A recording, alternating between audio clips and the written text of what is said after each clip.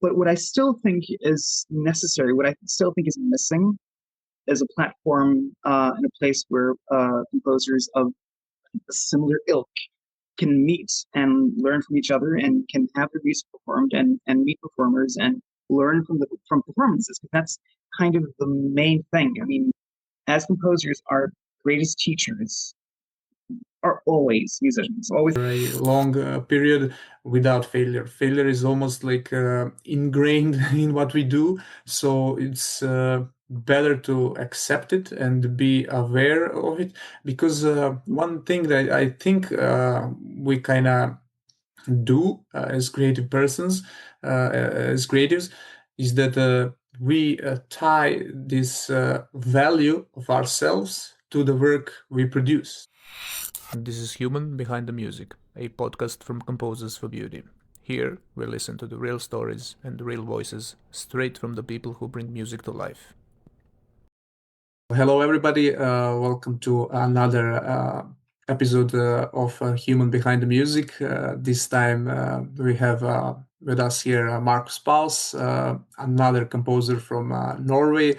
And if you want to meet him a little bit better and learn more about his work, I guess stick with us for the next hour or so, and hopefully we'll have amazing conversation today, because there is a lot of things happening now in Norway. Norway is kind of the place to be right now when it comes to classical music and classical arts as well. So we are kind of very excited about it. And that's also the one thing that I want to ask you for like our first question is, tomorrow is a concert that we have in Oslo, yeah, and you will be involved. So can you share a little bit about that? What's going on in Oslo? Sure. First of all, it's great to be here. It's good to see you. I'm glad we were able to kind of solve the logistics. A while back, I was contacted by Magnus Gaftestad regarding his organization Together for Melody, and he's worked in the past with a now sadly deceased composer, Beethoven.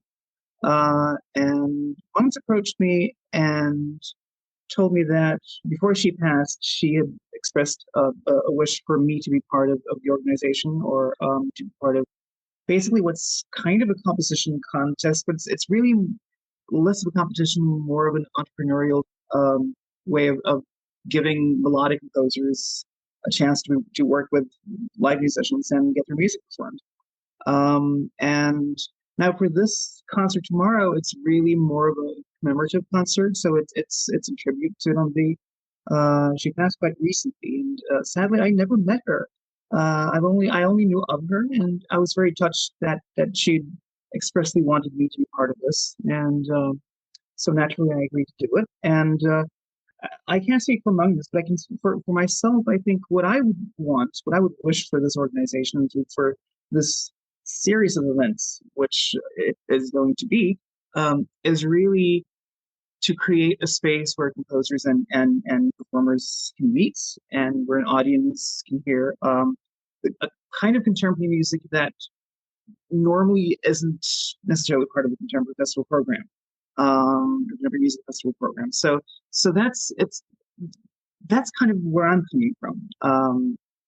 It's a means of making contemporary music slightly more democratic. It's a gesture of I think friendliness and charity towards musicians and towards an audience. And I think we need a space where an audience that might not be completely attuned to more experimental contemporary music, where they can find a type of contemporary music that'll speak to them. Now, for my own part, I'm really I don't really have a dog in any fight. I mean, where I'm coming from is I think anything that is done well, any music that is well written deserves an audience if it's well intentioned and if it comes from somewhere. And I think one of the problems or one of the difficulties in being a tonally inclined contemporary composer is that there's not necessarily a great space for it. I mean, everyone, when we started writing, we need to sort of evaluate our space, our place within a culture, within a musical culture. And the way we do it is we find people who are like-minded with similar interests. Now, I remember when I was starting out writing years and years ago, I kind of instinctively knew what type of music I wanted to write, and I just lacked the craft to do it. And there weren't that many composers uh, that I immediately found kinship with. Like my musical interests were somewhat different. I was more interested in seeing how I could approach tonality and find new ways of expressing myself within not necessarily a framework, but with using parameters that are still recognizable as melody or as harmony or as rhythm. Uh, a type of music, a type of contemporary music that is um, on the surface quite closely connected with the music of the past. And back in the 1990s, at least within academia, what you'd find usually would be a tendency towards more experimental or avant-garde techniques or avant-garde modes of expression, and those are fine. I enjoy them, and now, I mean, for me, things are different. It has to do with also where you're at in your career. So I don't. I think my approach to it, my assessment of it is probably quite different now from what it was 30 years ago. But what I still think is necessary, what I still think is missing, is a platform and a place where composers of a similar ilk can meet and learn from each other and can have their music performed and meet performers and learn from performances. That's kind of the main thing. I mean, as composers, our greatest teachers are always musicians, always the performers. That's I mean, we learn how to write from having our music played. We can gauge better what we do when we hear the music as a living entity in concert hall. So I very much want to be part of creating that space, and I very much want tonally inclined composers to have a space where they can meet and learn and grow. And that's about as far as that's about as much thought as I've given this at this point. I mean, I'm fairly I'm newly on board, so it's not my organization, but I'm honored to be part of it, and I hope to contribute. As a very long-winded reply, and but I'm trying to be thoughtful in my response. Oh, it's a very beautiful answer. And you mentioned something that's very interesting, and then it kind of sparked my next question and my next kind of thought and idea is that when you said like you're trying to find as a composer this like musical cultural space that kind of speaks to you, and then you kind of model your writing according to that. Tell us about how did you find your cultural space and when did that happen? For example, what I want to know is this something that happened while you were young and then while you were growing up, or maybe that came later? How did you find about classical music, and when did that happen? Like in your mind, like you're like, oh, I want to do this. I want to write music. Well, it's a great question. I think it's a question that for any composer, it's hard to really pinpoint the exact moment. Like I think it's part of your identity. It's part of who you are. It's something you're brought into life, sort of carrying with you. It's kind of this sealed envelope. I think for me, I mean, I grew up in a musical household. Both of my parents were musicians. My father was a singer-songwriter slash poet, and my mother was a singer. And so I grew up, with parents they were both in the industry, and most of their friends were in the arts. So it was always just kind of part of my surroundings, but I didn't really think very consciously to do anything with it. I think when I was very young, we had a piano at our house, and I would sit by the piano and I would sort of just hit random keys and listen to how they sounded, and I would dream away. I think a big part of it for me was really the emotions that those sounds would elicit.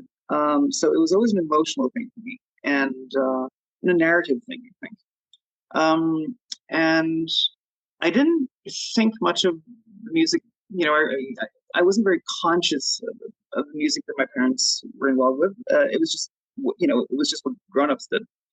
And then around the time that I would say I was about probably 11, 12, thereabouts, my hands got big enough to make sense of the guitar fretboard. And so I picked up guitar, and then music became a very physical thing. Up until that point, I had this vague idea. I would always accompany, playing with singing. I would, there was always sort of incidental music to anything I did.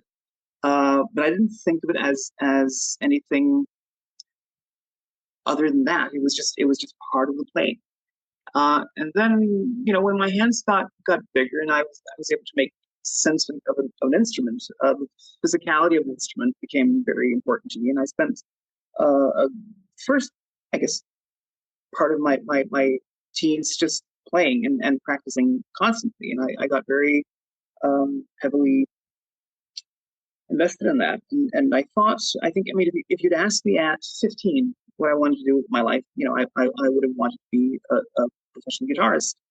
But I think what happened was that as I don't want to say mastered an instrument, but as I got physically adept at playing it, um, I kind of rediscovered music, and I rediscovered a lot of different types of music.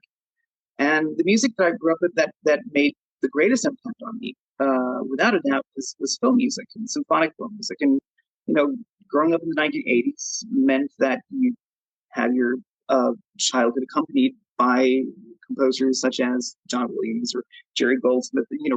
Really phenomenal composers. Really, just not just great film composers, but great composers with a great sense of craftsmanship. So there was a sound there that I was very attracted to, and that for me was really part of my childhood and part of the fabric of my life, really. And I think in my teens, I discovered music that reminded me of that in a way. So I probably a lot of 20th century classical music, Shostakovich, Prokofiev, Bartok, and then also contemporary composers who impressed me, not not not just technically but emotionally. Music that spoke to me. And I think a great uh, inspiration of mine, probably in my late teens, early 20s, was John Corigliano. And then I discovered composers like Richard Daniel Corr and who I also studied with at Manhattan School of Music. And I think I kind of decided to become a composer when I first had a piece rehearsed by a high school group, and I played in bands, and I had that was part of what I was music wasn't a very social thing for me in my teens. It was a very solipsistic, isolated thing. It was basically just me discovering music through an instrument. And even my band experience was, I couldn't escape myself. Like I was always confined to the instrument. And then I studied at a musical high school, uh, and most of the other kids, or about half the other kids, were band musicians. So there are a lot of wind players and some string players, not many, but a lot of wind players. And so I remember I wrote a piece for four clarinets, and that was probably the first time I'd written something not involving myself as a performer. And I guess I would have been late teens, mid teens, somewhere, I don't know, 16, 17, thereabouts. And I remember the moment I heard that music played outside of my head, and, with other classmates performing it, and discovering that they enjoyed that. They had fun playing it, and they were able to make music of it. And I felt this sense of, I think, probably a very communal kind of satisfaction that I never felt as a performer. I could never achieve that, and I think it's just because I wasn't a musician on probably I wasn't a musician on that level or a performer on that level.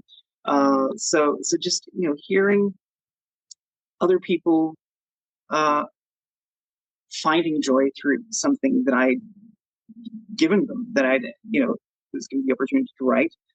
That was a profound moment for me, and it was a very fulfilling moment, and it's a moment that kind of, even though I think for another couple of years I probably entertained the idea of being both performer and composer, and then I started studying at the Norwegian Academy of Music, composition, and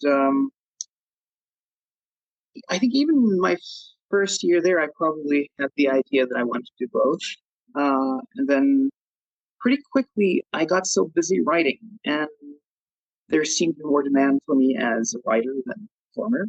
And just the joy of that, the joy of meeting people through music, writing for friends, that became such a thrill to me, and such just a beautiful thing, and it gave me a sense of purpose. It gave me a sense of belonging to something. It gave me a sense of community. Um, and fairly soon, I started receiving commissions. So I think by the time I was 20, music was already a source of income for me. It was, I wrote music for a living, and I guess it just sort of grew from there. So that's the early part of my journey. That's my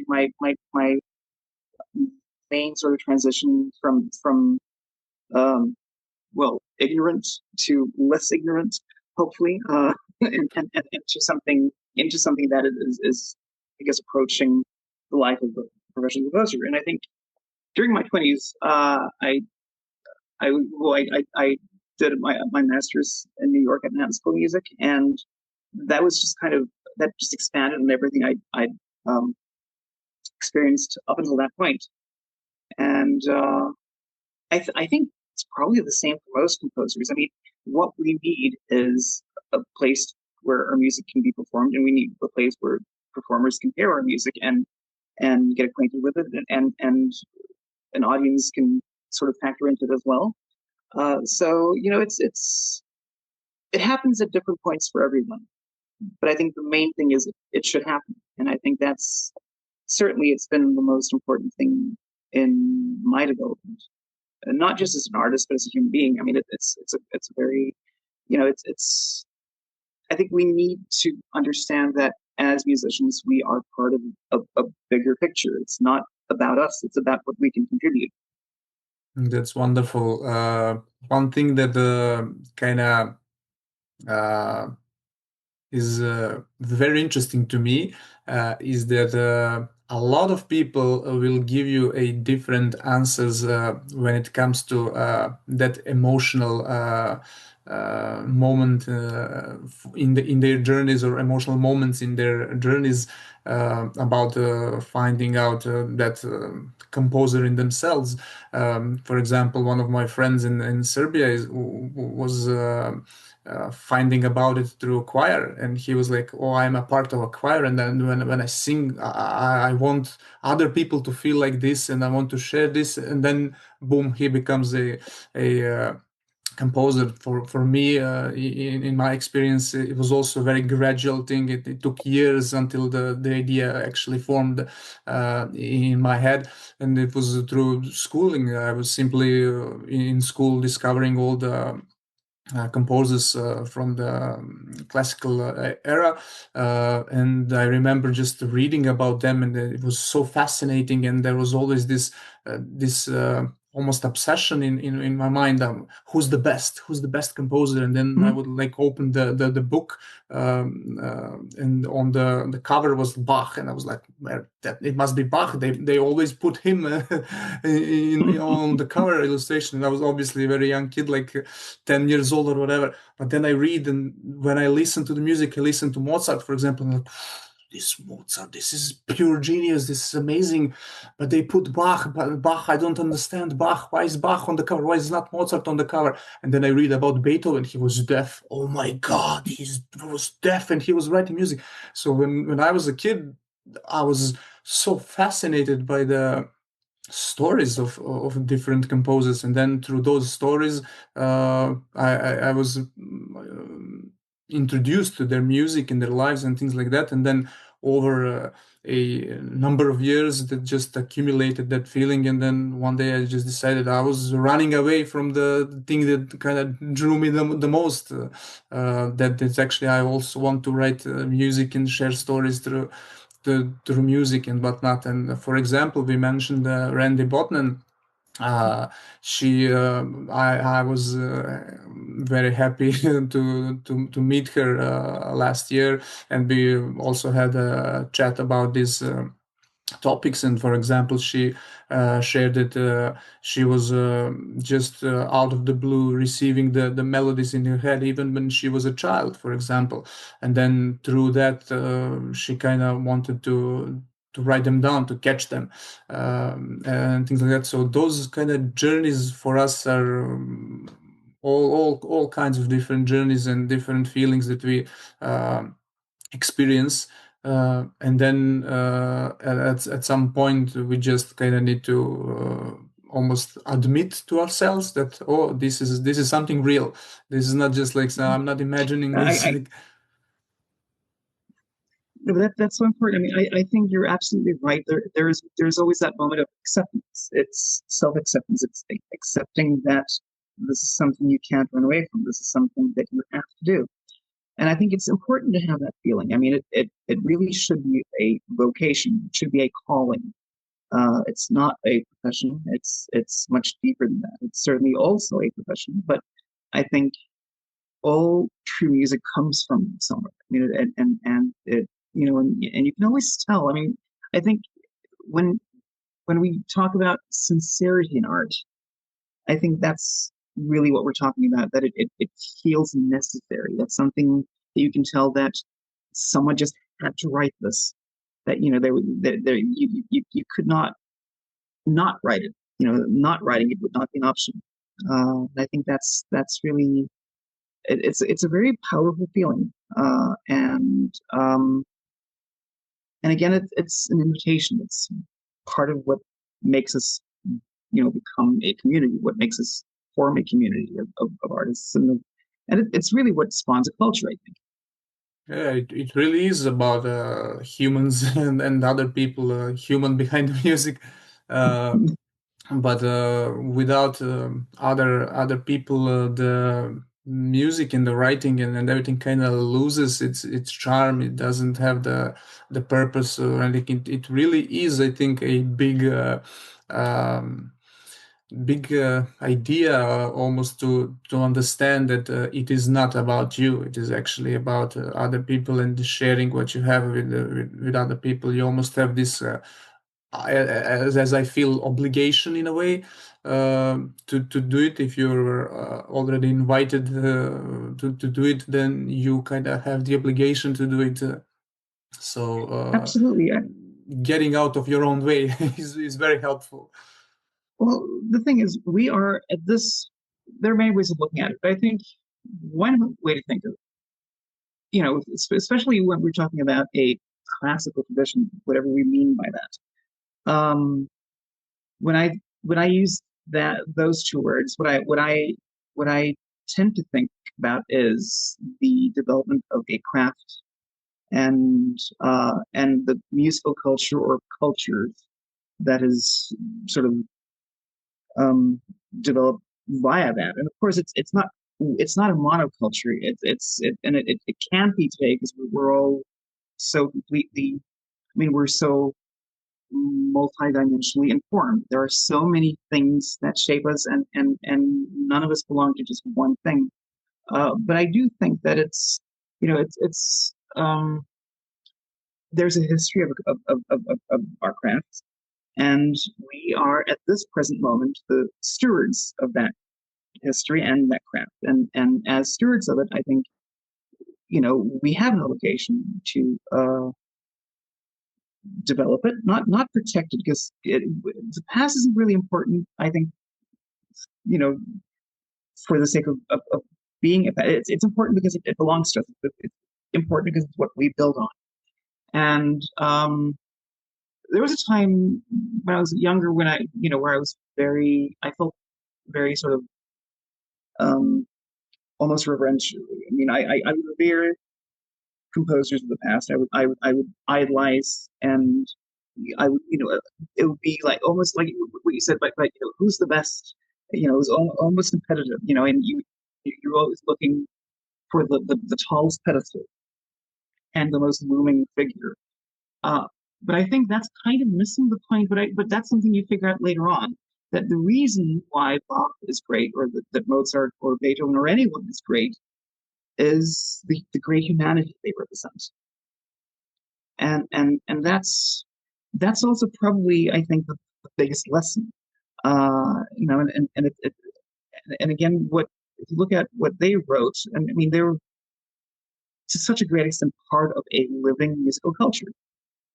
And I think one of the tragedies of our classical culture right now is that for almost a century, contemporary music and classical music has meant two different things. And I don't think those traditions need to be separate. I think that they're all part of one thing, and I think it's important to embrace that. And I think we are poor for thinking that contemporary music is or has to be or one thing or the other. And of course, styles change. And I mean, when I started writing, there really wasn't much room for someone like me.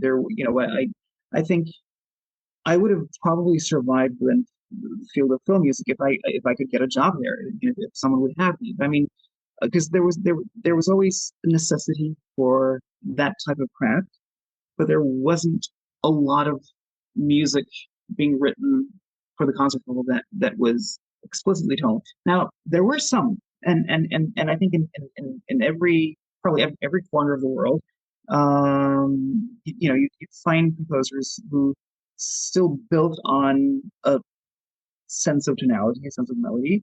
Um, and again, when I'm saying this, I don't mean to take away from the contributions of other types of music. I'm actually quite fond of more modernist styles, and there's a lot of my music that could not have been written without the techniques of other types of or modes of expression within our culture. Oh, But I also think 100%. that exactly. So so I mean, I'm very glad we have clusters, rather than just diminished chords to express dramatic moments, or whatever technique you want. But I mean, I think that it's all about it's a vocabulary that constantly evolves, constantly expands, and it's not just within. I mean, there is no such thing as a sort of standardized classical piece. I mean, we don't. Okay, at, there have been moments in history where you have sort of common practice periods, and I think we might approach some things. I mean, you have popular styles of music that have a lingo that's kind of accepted and a framework that you can work within. But I think that even with the most sort of clearly defined musical genres, there's always evolution happening, and we're always taking things and combining things, and most importantly, we add our personalities to it, and so our personalities, our inclinations, our preferences work as prisms where this light can sort of shine through and become fragmented and multifaceted. So I just think that because I remember very, very distinctly starting to write, and kind of being sort of, well, some semi ostracized, but still somehow part of contemporary music reality.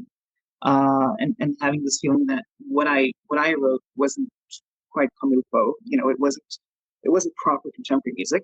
Um, and so I tried to camouflage it for a while. In my late teens, early 20s, I'd write pieces that were sort of quasi ironic. So they would be written. Well, I think I would be slightly less than forward about what I really meant, what I really wanted to write. Uh, and so everything had this sort of tinge of irony to it, and it wasn't good irony. It just felt slightly impotent. And of course, everyone writes bad pieces. You have to, and and I think probably anyone with a working life in music will still write music that is occasionally not as good as it should be. And most of the time, we're just struggling.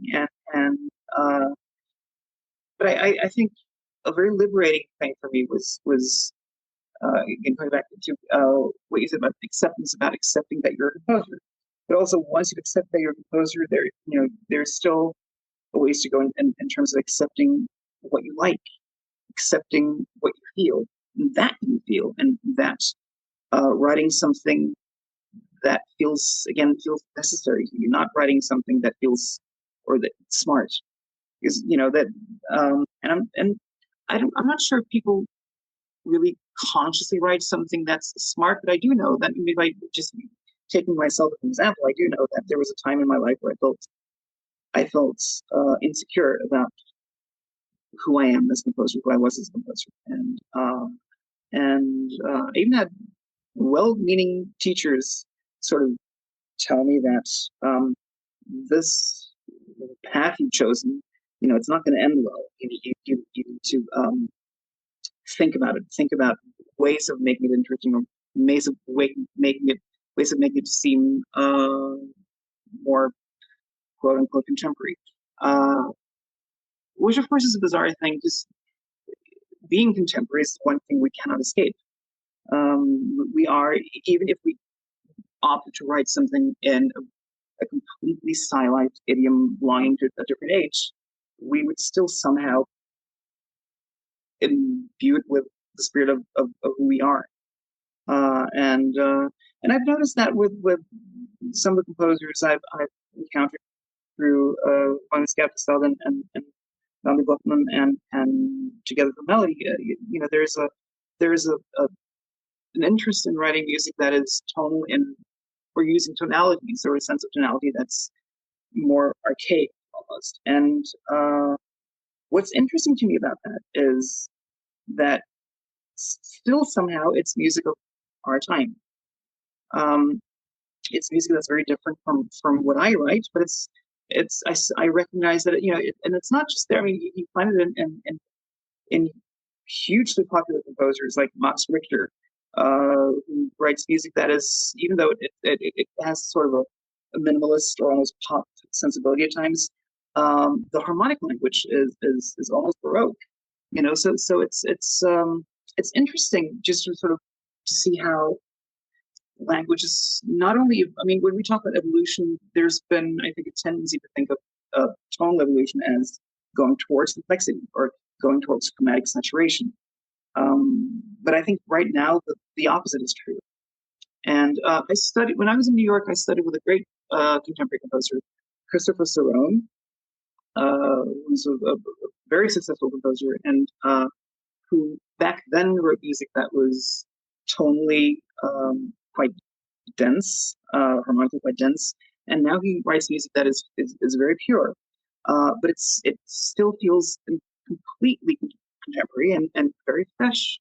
And it's just interesting that it's not about saturation, it's not about complexity, it's not about the surface. It's about, I think, what gives music its modernity, for lack of a better word, is really just the spirit of an age. It's written now, so it's music of our times because that's when it was written.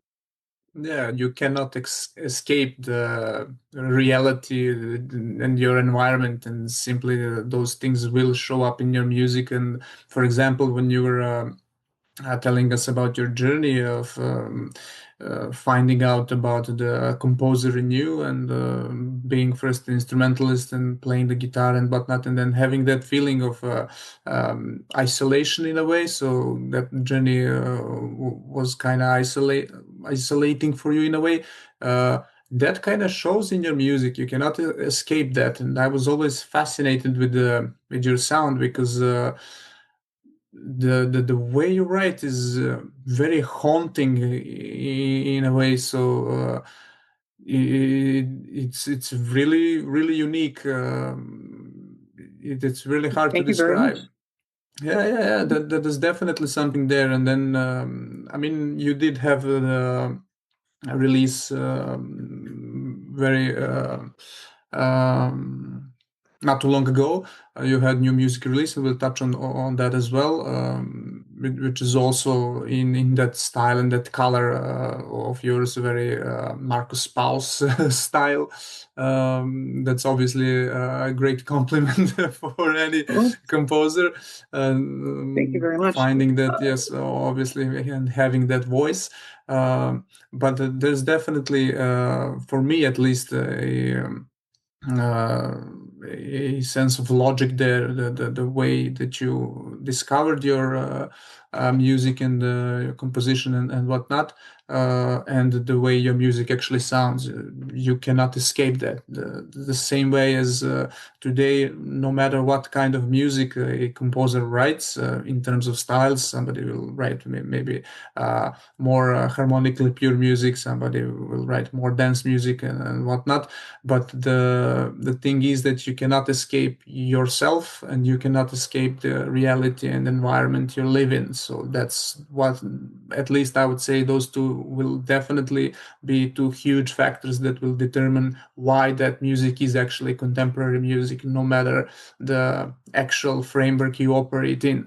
So it's definitely something that we should kind of accept and then work from there, rather than just trying to through our, maybe through to means of intellect and logic, trying to achieve something to just for the sake of it. Maybe you have a conviction that a certain style is superior than the other style, and then you will just force yourself into that style. I don't think that's a good idea for any composer. Be it if you feel, for example, strongly towards 12 tone music, and then just write 12 tone music. I have no problems with the 8 tonal music or 12 tone music. My philosophy around that is, I see it as colors. All those different techniques, I say, use them as painter would use colors. So whatever the message and the emotion you have to express, you want to express, then pick the right colors for that, and then do your thing.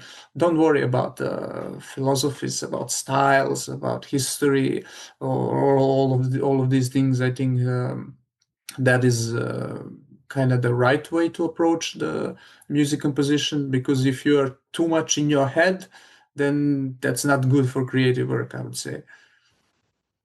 I would tend to agree. I think that music is, first and foremost, at least from an audience perspective, I think it's the language of emotion. It's the emotionality of music that gets you, and it's a language. It is something that we communicate with. It's something that joins us. It's something that unites and uplifts us. I think, and of course, the logic of it, the intellectuality of it. I mean, that's also a component.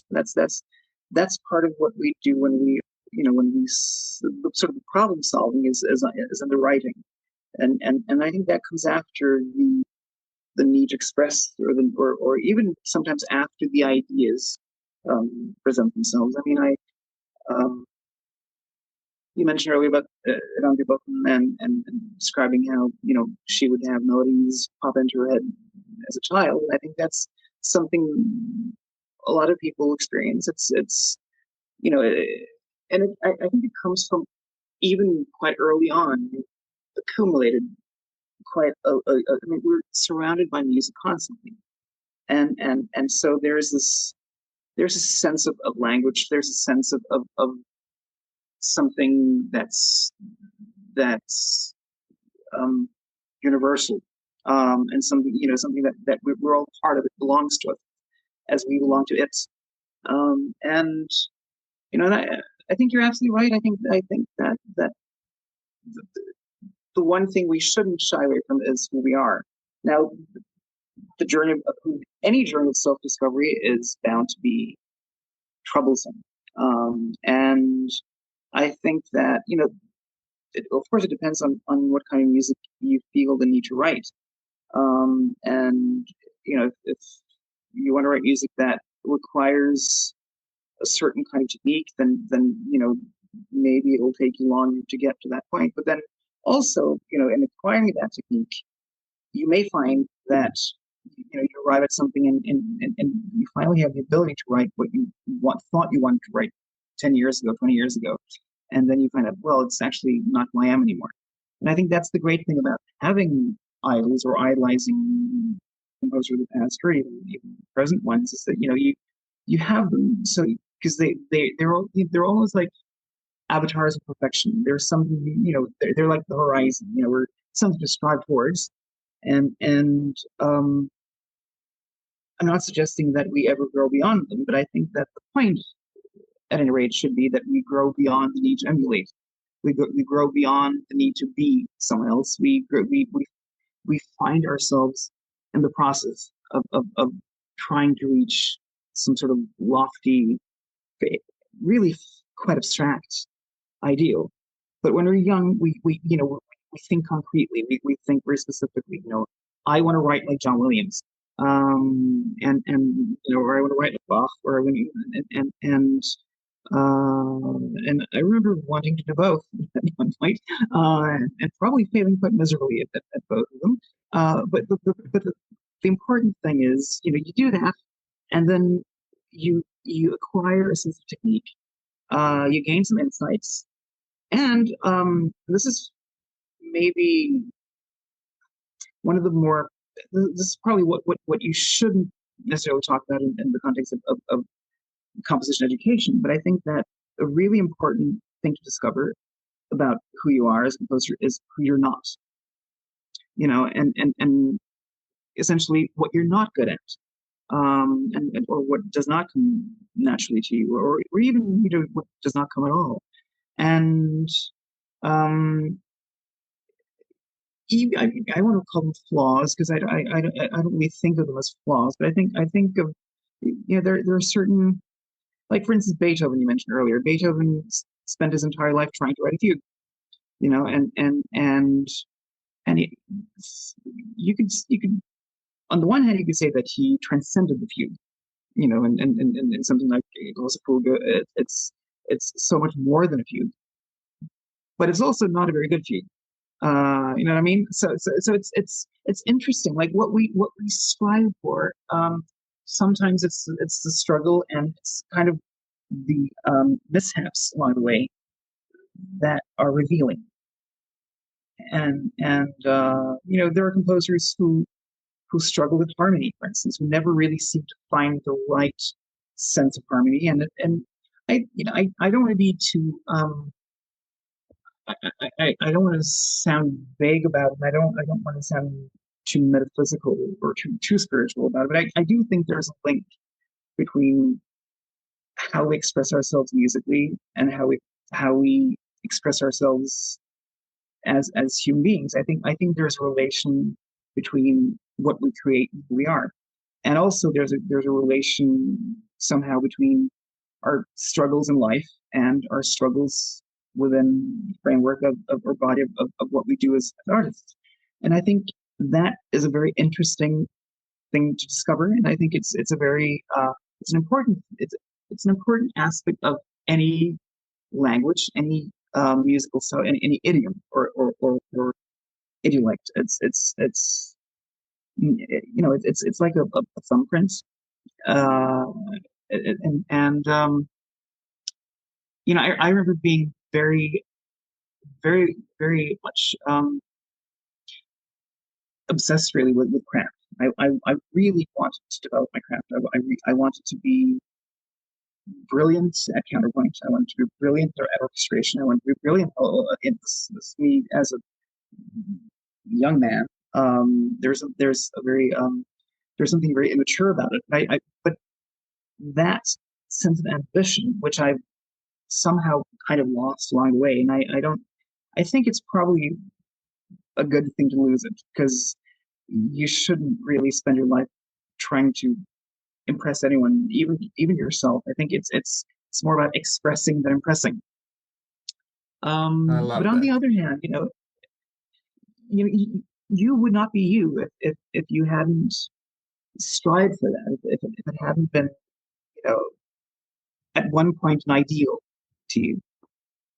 Yeah, and you touched upon two very important things that I would like to expand on, and that you mentioned at one point that while growing up and when you started writing music, and you started obviously quite young in terms of composing music, 20s, like it's super young.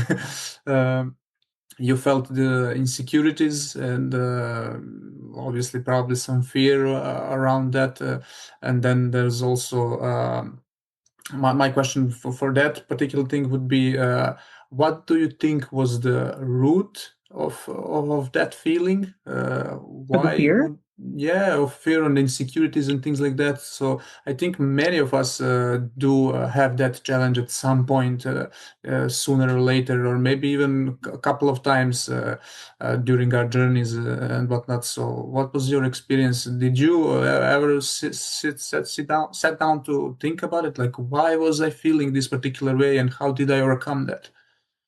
it's a great question. It's a very deep question. And thinking about the question now, I can think of many answers. And I can think. I know what I would have replied when I was um, going through those. Maybe well, there was a point where I probably did not have the honesty to address it. But if you'd asked me that question when I was in my 20s and already sort of starting out, having a career as a writer, I would have said that my fear was that the music I wrote would not be accepted, would be frowned upon. And I've had that experience. But I think my answer now would be my fear was a fear of not being loved. Yes, there's always, at least in my experience, this like something deeper that's actually causing our insecurities and things like that. That's not necessarily tied to music or music creation and things like that. But also the second part of my question and my thinking is. Also the environment, because that also shapes our experiences a lot when it comes to writing music, when it comes to life in general, but especially when it comes to writing music. For example, Randy, as we mentioned her a couple of times, had a terrible experience while she was young, especially while she was attending music school. Basically her experience was, and she shared this story many times, and we even have it on video as well, which is kind of nice to have. Considering that she passed away, obviously, is her story was that she experienced a lot of bullying because she wrote tonal music, and that's Mhm. just something that's terrible, and that's the one thing that I don't approve of. So I can approve atonal music in a way as a technique, as a color, as a style. That's perfectly fine. But having the that almost audacity to mm, treat people like it becomes almost like a certain standard of measurement. So if you Oh, absolutely. are Yes. up to the standard, then you're good, so you're valued human being. And if you're not up to that standard, then oh, this is terrible. And especially when it comes to educating kids, these experiences leave all kinds of traumas. And I'm sure there are many who maybe would go for a composing career or musician's career in general, and then they just like, oh, I cannot deal with this. And then that's definitely not the way to educate people in music. We as society would definitely have to do a better job there. I think you're absolutely right. I think, I mean, there definitely is such a thing as, and I'm not sure if I'm coining the term now, but I'm thinking of, there is something sort of akin to tonal shame. And I think a lot of tonal composers have felt that. And I think the problem with it is manifold, or at least twofold. I mean, one is, you feel embarrassment if your music is sort of judged or compared with to music that is outside of that idiom. So you will you'll very quickly sort of be the child clad up in antiquated clothes. You might seem out of fashion somehow. But there's the other thing as well, which is, I mean, if you write music that is based on tonality, and the closer you are to sort of a pre-existing idiom, um, the more your music will be scrutinized in light of great predecessors. So it's a very difficult position, and I think that tonal shame, and I'm now trying sort of semi-consciously to cement the terms, is something we need to speak about. And I think again, one of the things about for me being part of the sort of Together for Melody, Composer for Beauty environment. One thing I would very much like to is for it to be sort of a safe place for composers who wish to express themselves that way. Um, and also when we have a safe space, it's much easier to grow. It's much easier to build your craft. And for me personally, I mean, really the one thing more than anything else that has shaped me and has shaped my technique and has shaped all of my conscious choices as a composer is all the experience of having my music performed and learning from that and kind of learning and for me it's been a long journey. I mean, and I still find myself and I'm not embarrassed about it now. I used to feel very embarrassed about growth. Like I write, I've written quite a lot of music, and I've been blessed with having quite a lot of commissions.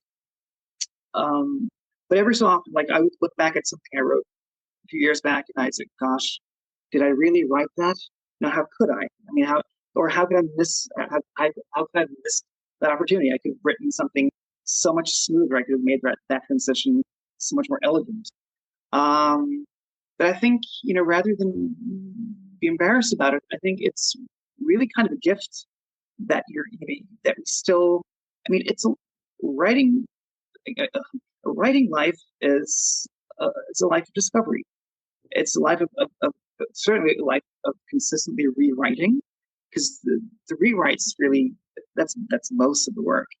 At least I find these days that's kind of what I do is I recompose, I rewrite what I've written, and working with performers is really one of the best ways of rewriting something, because you get to hear it, you get to gauge it and feel how it actually works outside of your mind. Or I'm still a pen and paper Oh, I writer, so love that. I love that. I don't have the luxury of playbacks. But I mean, even if I'd had great samples and a great sample library and had access to that, I mean, even what a computer would give you is very different Oh from a yeah, live for sure, performance. for sure, for sure, And for and sure.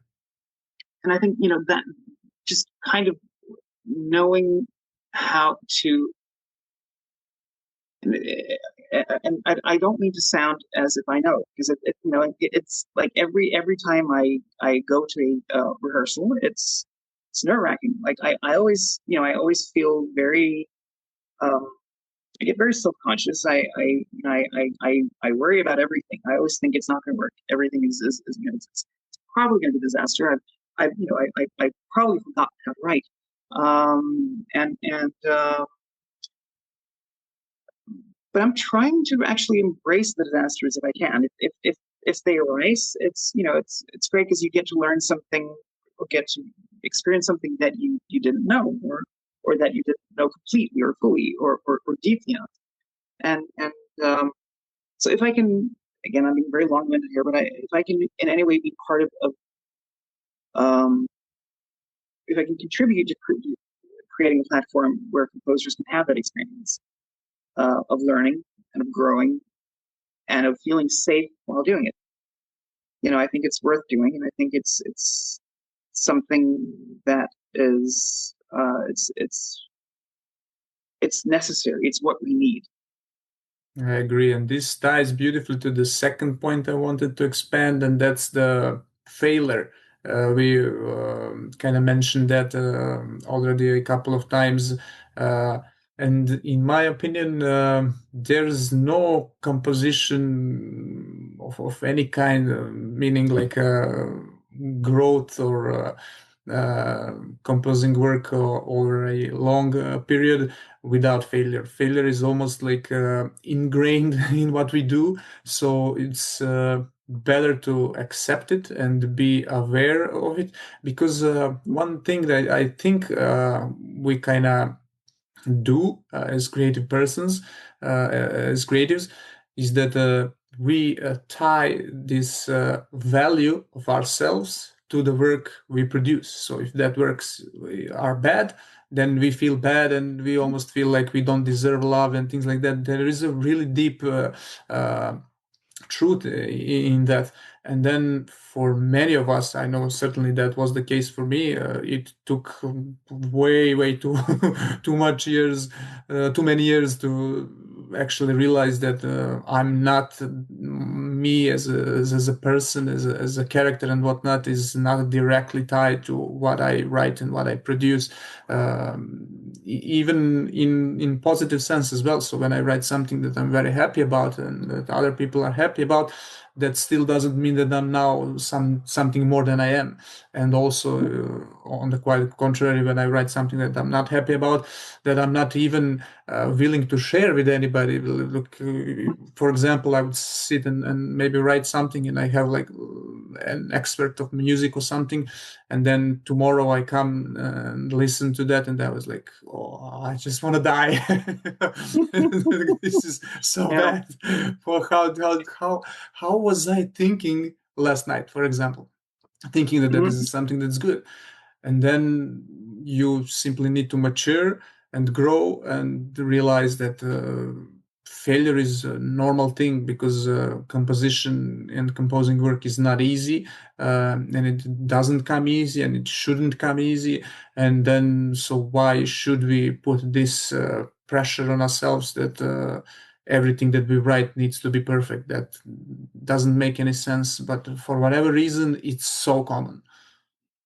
Well, absolutely. But I also think, I mean, failure is your teacher, and it's how you grow. It's literally how you get better at it.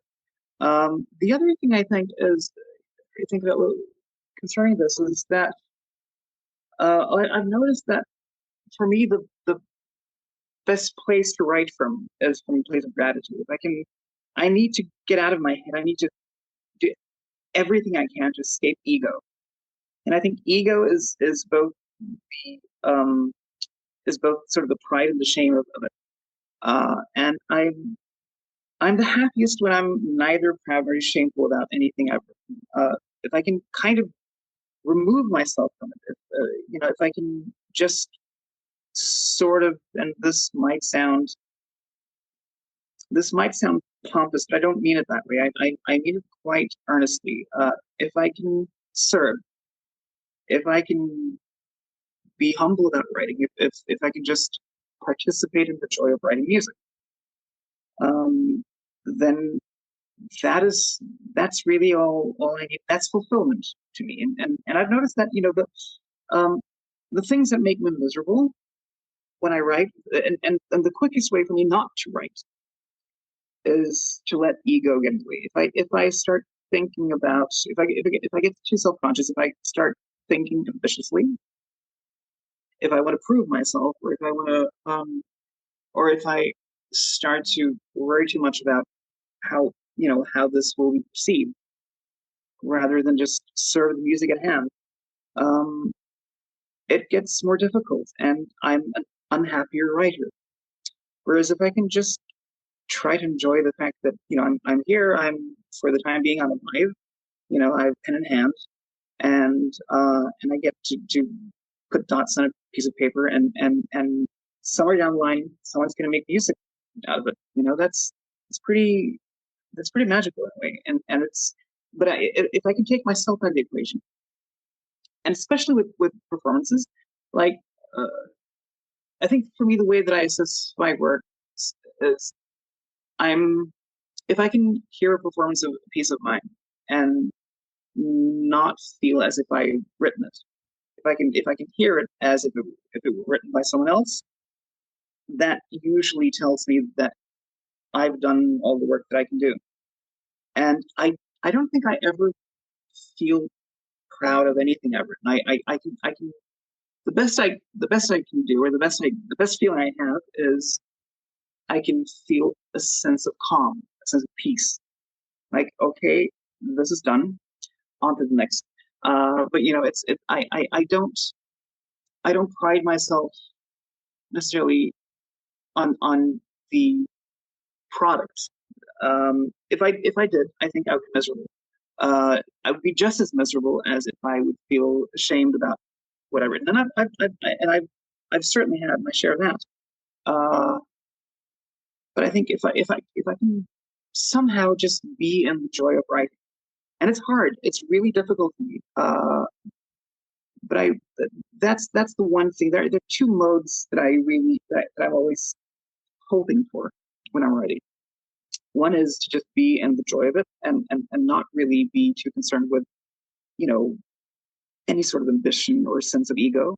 The other is discovery. If I can somehow in that process find myself thinking, wow, this is I've never been quite here before. This is I can still probably recognize some of it, but if I can find myself thinking or feeling that my ears are expanding somehow, or my soul is expanding, that there's something that's shown to me that was hitherto unknown.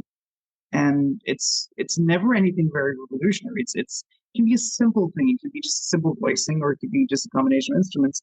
But whenever I have moments like that, that feels very energizing. It feels nourishing somehow.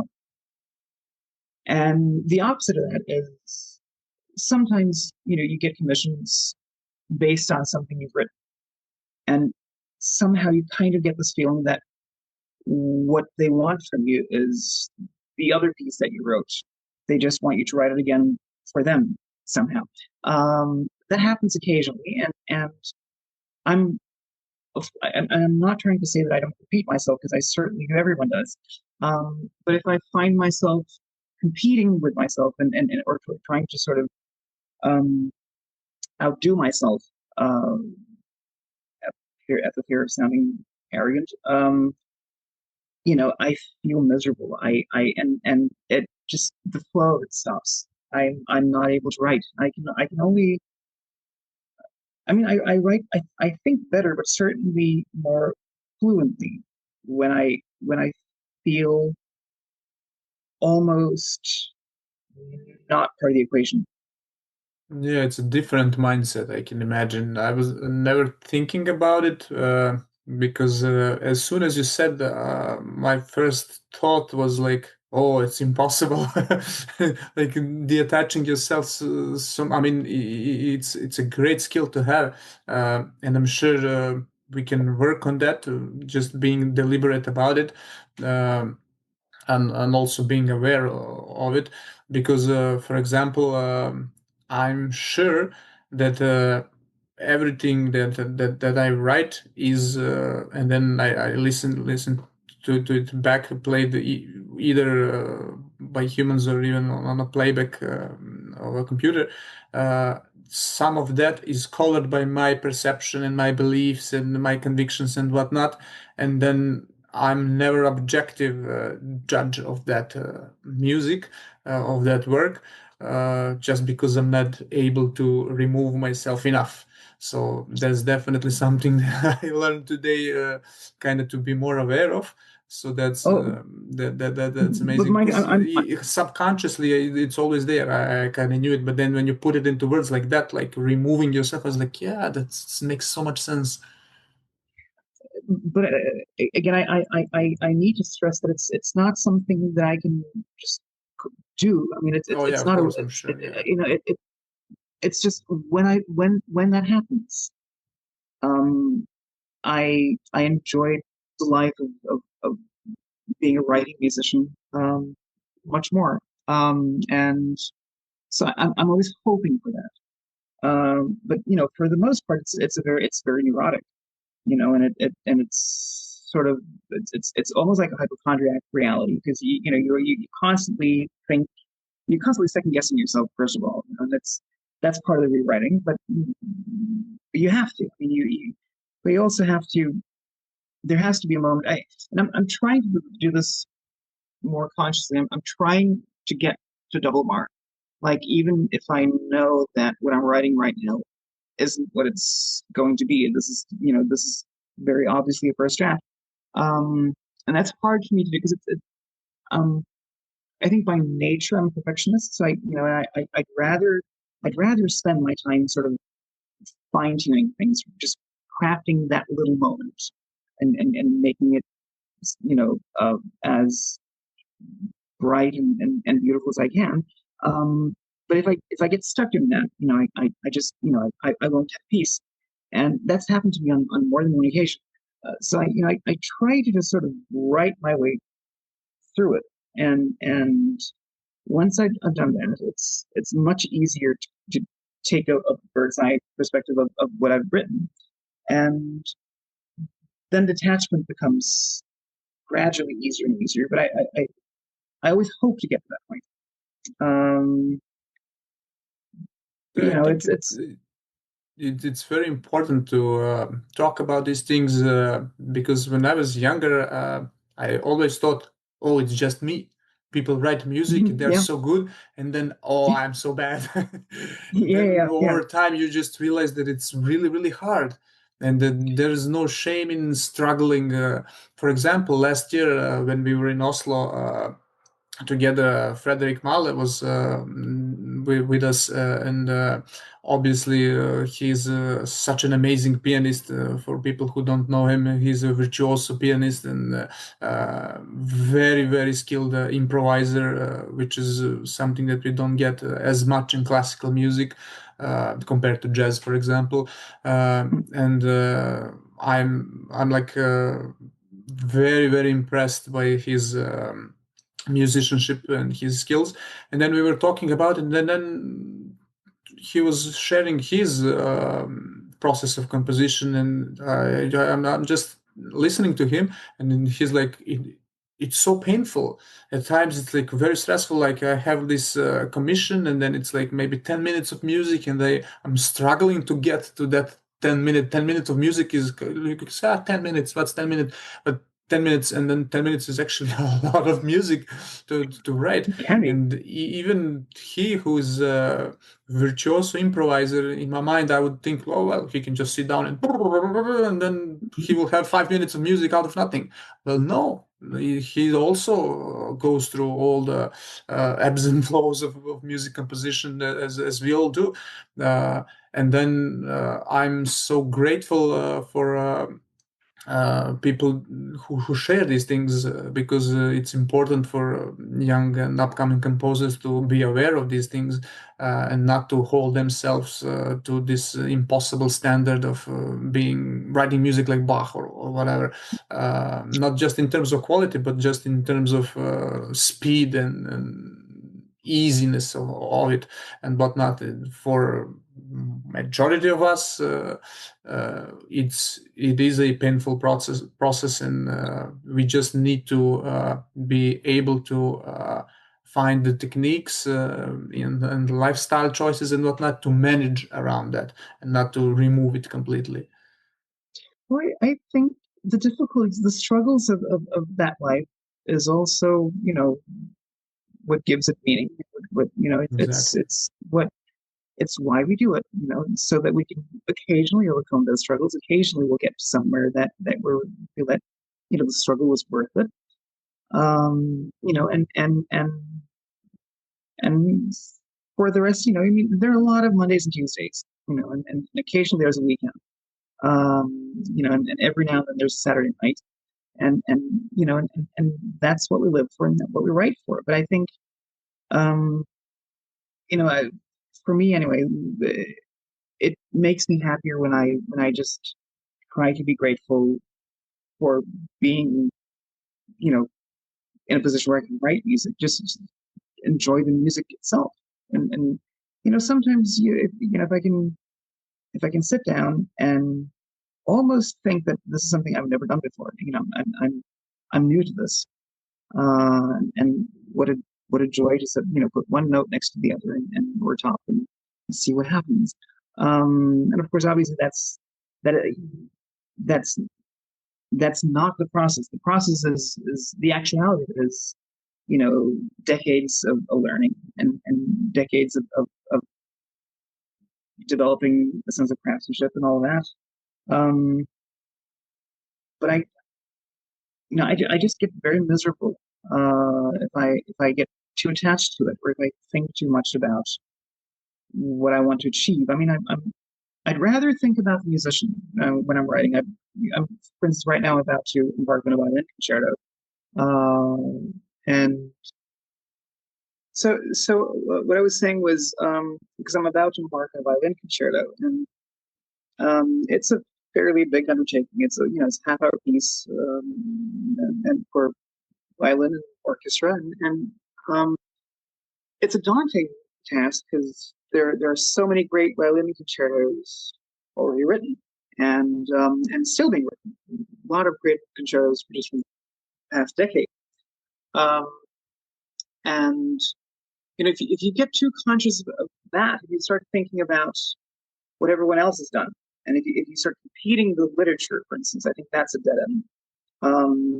Because there are, first of all, there are these towering achievements, and also there are so many of the more contemporary works for violin and orchestra. They're virtuosic and in a very specific sense. It's very coloristic, and it's probably, I'm sure violinistically there are things that they've asked for that are just things that well, even if I could do them, I don't think I would necessarily want to do them. So so what I'm trying to do in that piece, I'm trying to think about the soloist. I'm trying to think about the orchestra. I'm trying to think about what I want to give them, and what my job is in terms, how can I make this an enjoyable, meaningful experience for them. But also, I think, and this is where it gets difficult because here I have to be just a little bit present in my ego as well. But I'm trying not to be self-centered in it. But I'm trying to think, okay, what can I do? What can I contribute as far as violin concertos go? What can I give to that repertoire that is the best violin concerto that I can write? and so it's about trying to be honest about where your strengths are, or where my strengths are as a composer, and trying to be honest about what do I really want to write. Because if I get too conscious about the tradition, about the whole repertoire, you know, it's easy to become either completely defeated, or competitive in a way that's just nonsensical and pointless. So Yeah, it's tricky. yeah. This reminded me of, for example, last year in Vienna, we were having this orchestral performance, and after the concert, we got the chance to talk to Martin Granthaller. He's a bass singer, and he expressed this idea that I found very interesting. And then he's basically what he said is like, it's so nice to have somebody write something for you, specifically for your voice. And obviously we all know that as composers, then it's very important to know to whom you're writing for, but also his connection to the music that has been written is way different than if he performs, let's say, something from the greats or from the past or whatever, because he says, I don't have that connection with let's say Beethoven or whoever might be. They just lived 200 years ago or whatever, and then I can never have these uh, questions about answers, rather, about all these questions and things like that. And then with the living breathing composer, I have all this, and then it feels way more connected and whatnot. And basically when I heard somebody tell me that, and I was writing for his voice, obviously I was touched, and I was very happy about it. It just kind of blew my mind that people will actually appreciate your writing, even though it's not as genius as, let's say, Beethoven's writing. But since it is for them, this brings this huge value. Oh, absolutely. But it is. I think that aspect of it. Again, that it's something that brings us together. And whenever you're writing for someone specific, there is an element of portraiture in it. You're somehow you're capturing them, um, you're giving form to something that is entirely inspired by them, it's great because it's one of the fairly precious few moments as composers where we can actually feel that what we contribute is as great or great in a different way than what has already been given. And I just want to you mentioned Beethoven and not as great as Beethoven. I mean, can you imagine? Because we've had 2 centuries of interpreting Beethoven, and in that we've been sort of correcting his mistakes. Can you imagine just how horrible some of that music must have sounded when it was, back with period instruments and because a lot of it, even now it's difficult to balance. And even now, every conductor conducting a Beethoven symphony will have to go in and make some conscious decisions and how to help Beethoven. Now, of course, there's an entire tradition built around helping Beethoven. But it's funny. I'm sure there must have been moments in Beethoven's life where a performer could have said to him, "Oh, I'm speculating now because music culture back then, especially in Vienna, was different. I mean, what orchestras played would always be concerned with music.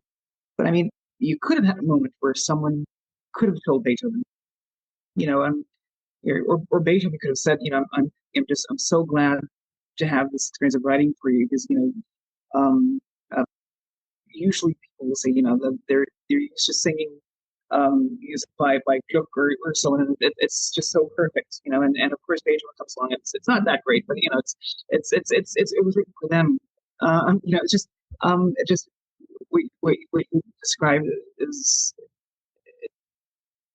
I'm sure that that is somehow a universal, timeless moment. So, you know, give it a couple of centuries and and see what they say. It's so interesting because I was thinking about this exact thought yesterday. It just popped in my mind like we have like a tradition of musicians upon musicians upon musicians playing those pieces, and over time they get so good because every new generation basically is standing on the shoulders of the previous ones, or standing on the shoulder of giants and whatnot. And then we have like accumulated experience of playing Beethoven or whatever great composer for like 200 or years. Obviously their pieces will sound amazing because it's ingrained in our school system and whatnot. And when you present a new piece, it would be insane to expect that level of quality because it's a completely new piece. Obviously, a lot of skills that musicians have do translate when they perform your piece. That makes sense. But there's also that depth and those layers of quality and all those qualities that you cannot have in just a couple of rehearsals or whatever. So you also have to keep that in mind, and oftentimes we don't. Yeah, it's the woe of being a living composer. Yeah. But there's also beauty in being a living contemporary composer. And when I say contemporary, don't mean stylistically, obviously, but just being a composer of this time is that you have this delayed gratification, even though we are living in the world of advanced technology in music, but in life in general, and everything is so accessible and so quick and whatnot. And then what we do has this very, very delayed gratification, and the process of composing is obviously long and painstaking and whatnot. And that journey that you go through from initial idea and writing it down and then rehearsing it and whatnot, and then going to a concert and then actually hearing it and sharing the experience with other people, with the audience. That's something amazing. I mean, Martin said this very interesting thought, like for any baby to be born, it takes 9 months. So basically, and it's not so agreeable, 9 months. And that's exactly the way I would describe this as well. So it takes its journey, and it will be on that journey all kinds of up and downs and whatnot. And that's actually something to be cherished, I would say. Ab- oh, absolutely. And even after the baby's born, you know, there's still a life to be led and lived. Exactly. Then you Uh, leave it to have life on its own. yeah, yeah.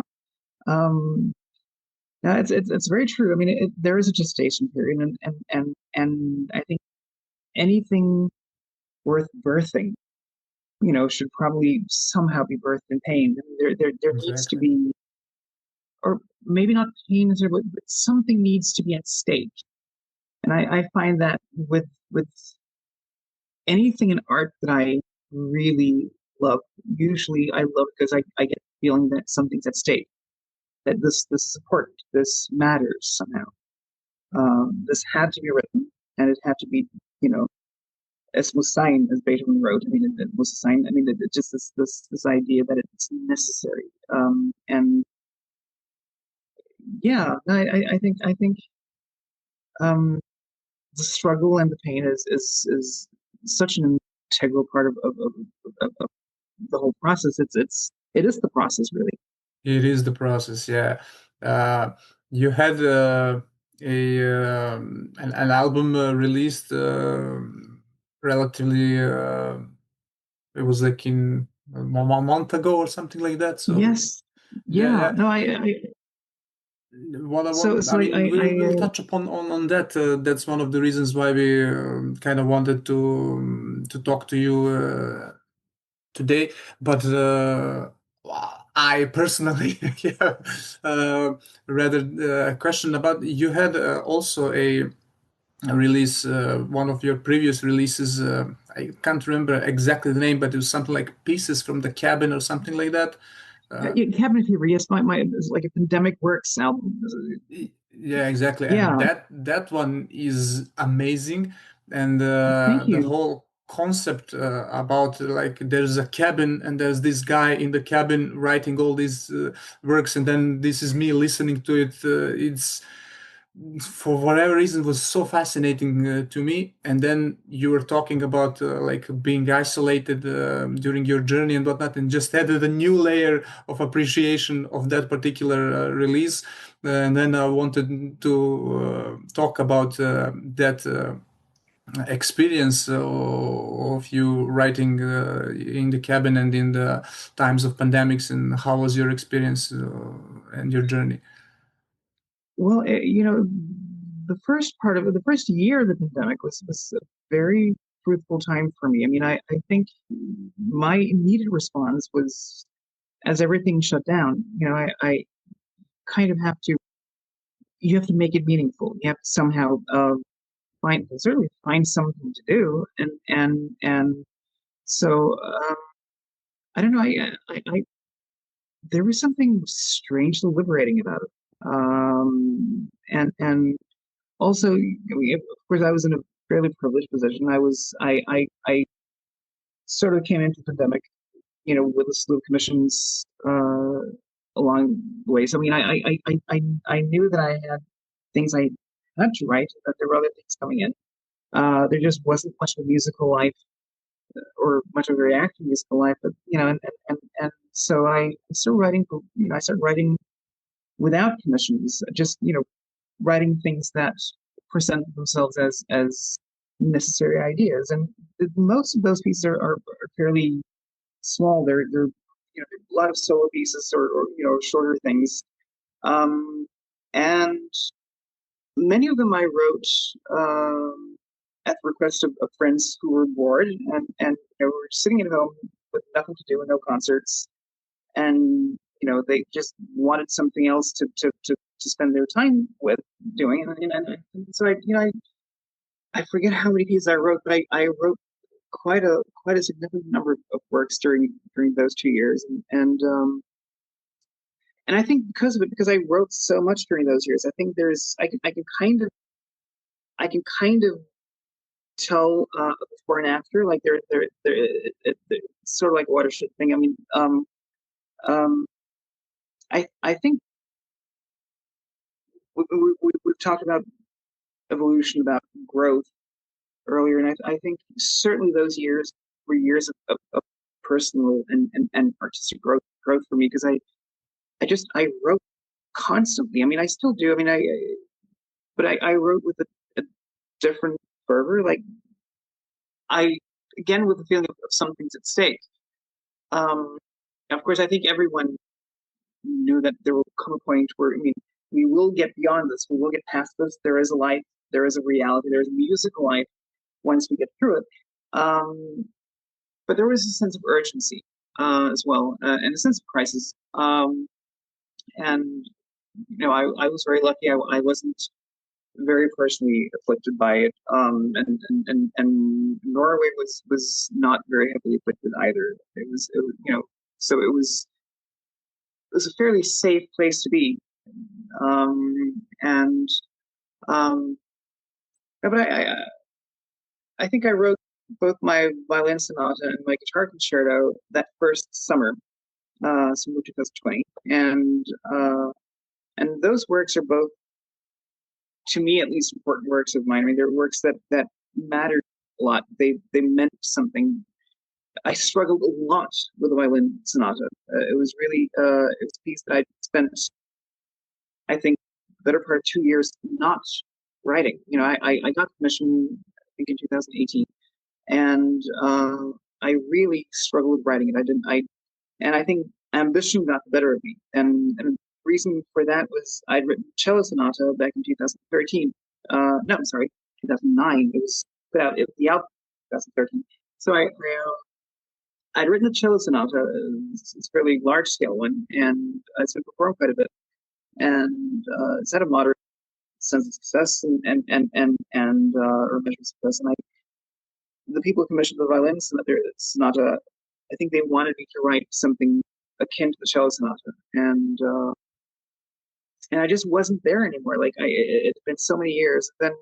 So I struggled for 2 years writing that violin sonata, and it's a 20-minute piece. It's not a very big. It's slim sonata in many ways, but I think it's a work that it's certainly one of several works that have pointed towards a leaner style of writing, and so I think what I write now is more informed by the discoveries of that piece than what came before.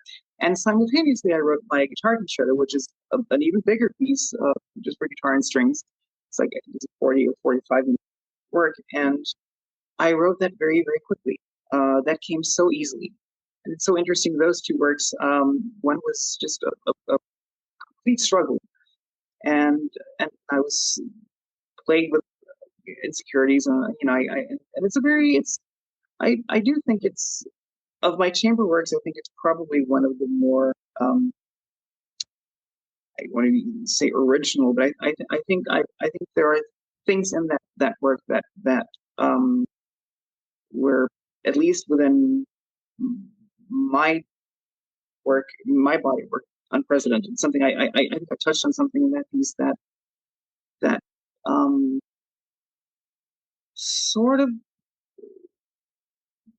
well, it's sort of paved the way for works that came after, and it's sort of um, um, it's really kind of a new course for me, and the guitar concerto as well. I mean, so what's different about the guitar concerto is it consists of 10 movements, and they're all fairly short, and I think around the time of the pandemic, during those years, while I was the works that I wrote during that period, they're all fairly short.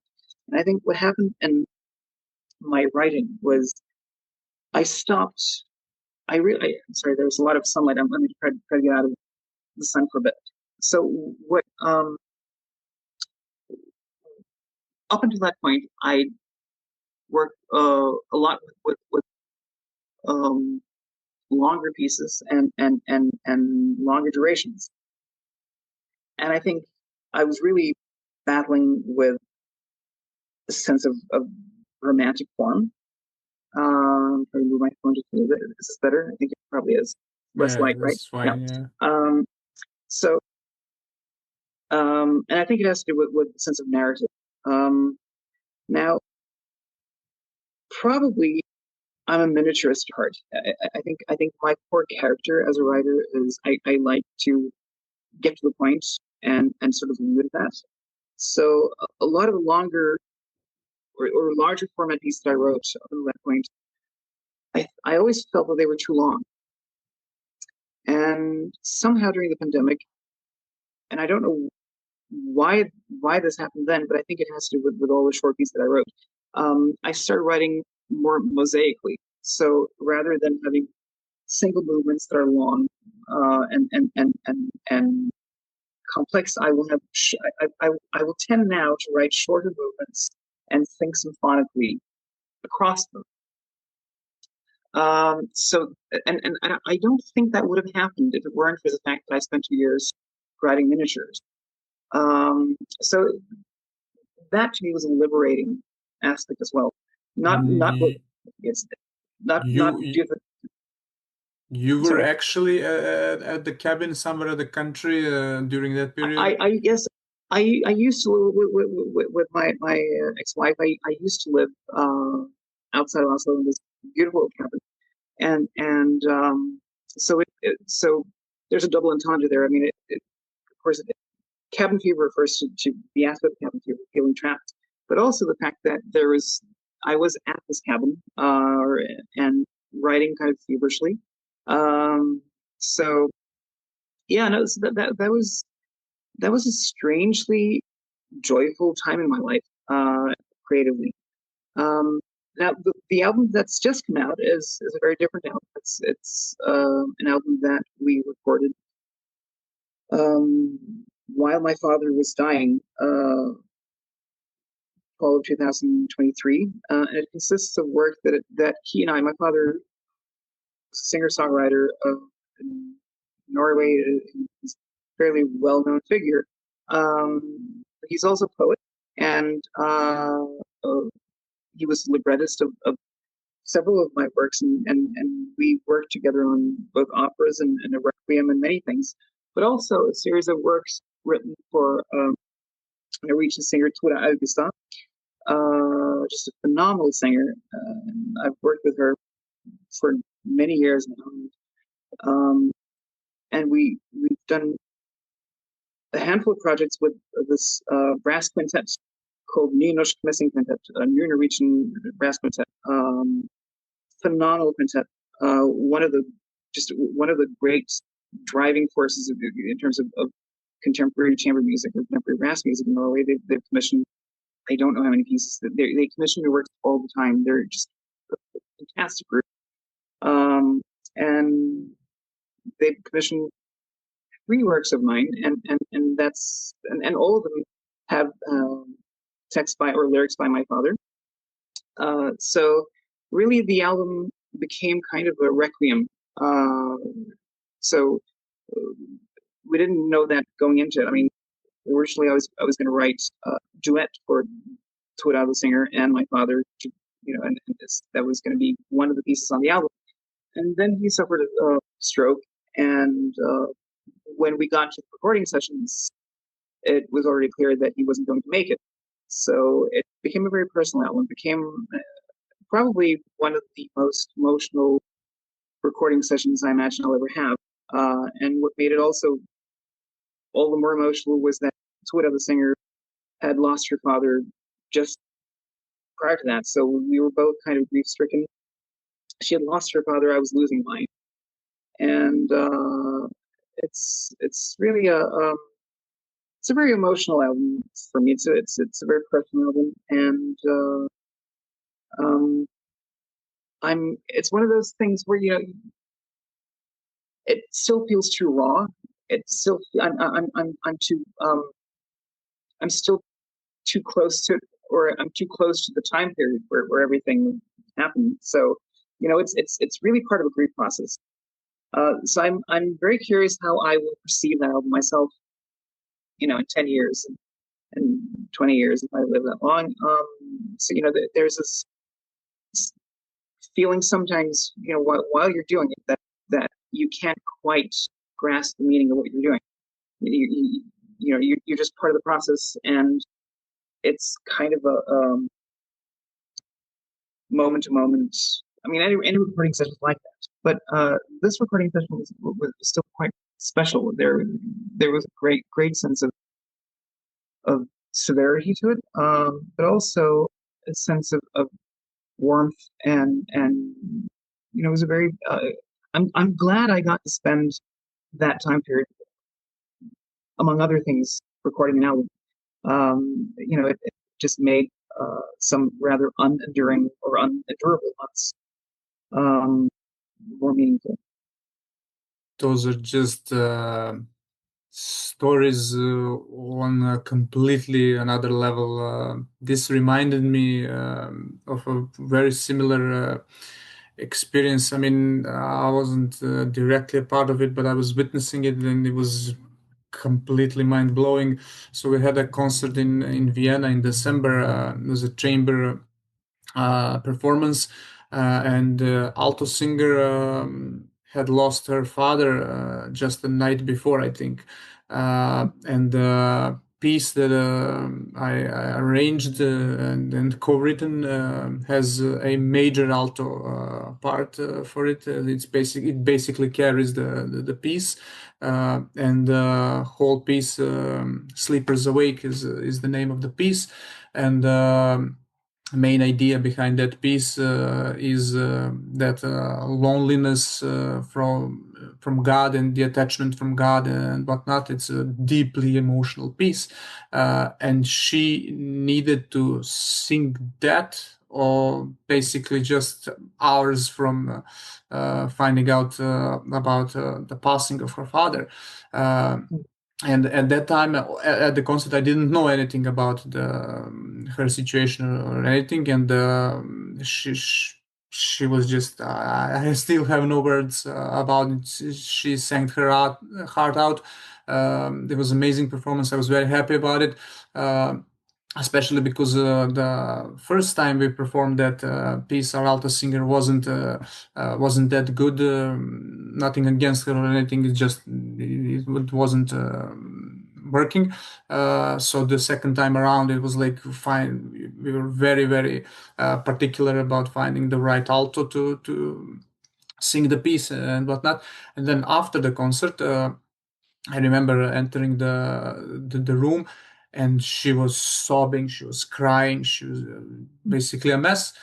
And I was like, I'm not gonna ask even. I was just like passing around, something is going on, and then I learned about her father passing and whatnot, and I was just at that moment when I realized how strong she was, and that just there's simply a level of empathy that I don't know blew my mind. I'm still quite shocked with that and with that performance.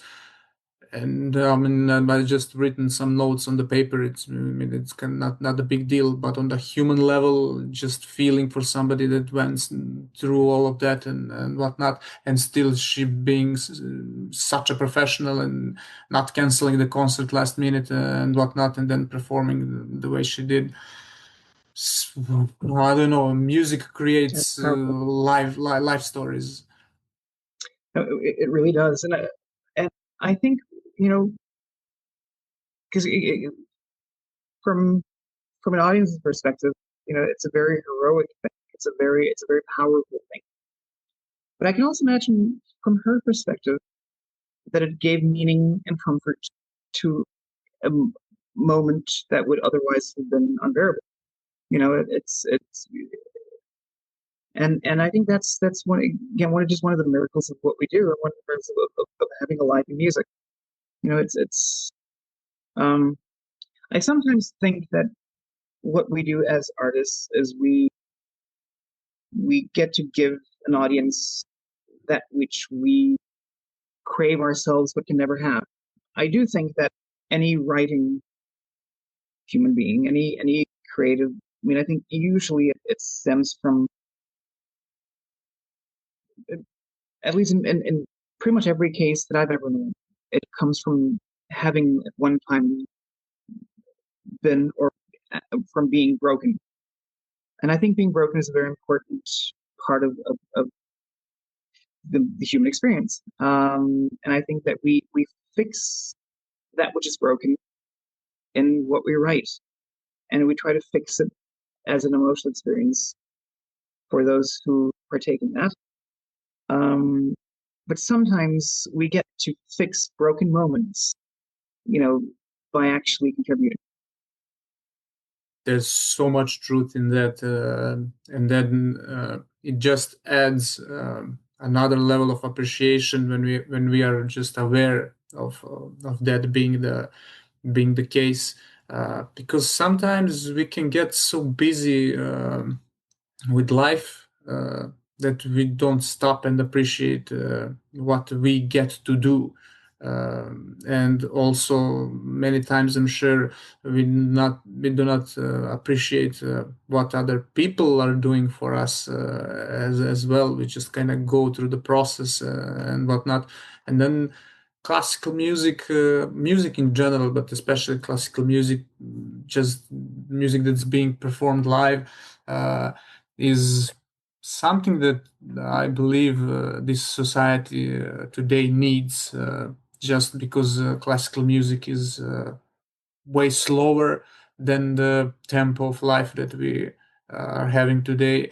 And then it just kind of, you as an audience sitting there, it's very grounding. It's not something that you can just do on the go. I mean, you can put your earpiece and just go, but it's a different experience for me. Yes. Having a music played in your earphones, and actually being right there and then in the concert are simply just two completely different things. So not one is better than the other. It's not about it. It's just like, this is one thing that I do, and this is another thing that I do, and this is one experience, and this is another experience.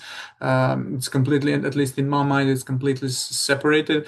And then just when you are at the concert and the performance, even in the rehearsals as well, when you see people performing your music and doing their best and whatnot, you just get to stop and appreciate the moment, just simply enjoying the moment. That this is what being a composer means. Like, this is what you get to do, share the experience with other people, and then you find that moment, I think, of gratitude that we have spoken about. Mm, I think you're absolutely right. I think that is what it's about.